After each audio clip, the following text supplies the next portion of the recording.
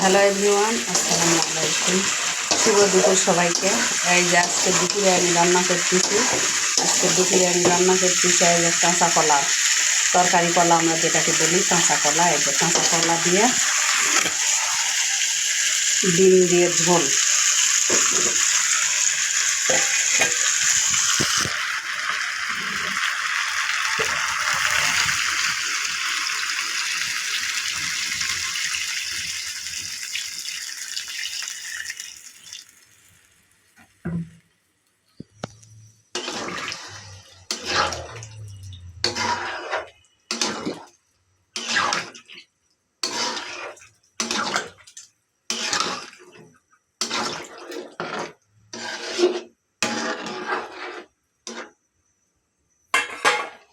কাঁচা কলা দিয়ে ডিম দিয়ে ঝোল কিন্তু অনেক স্বাদ লাগে, খেতে খুব ভালো লাগে।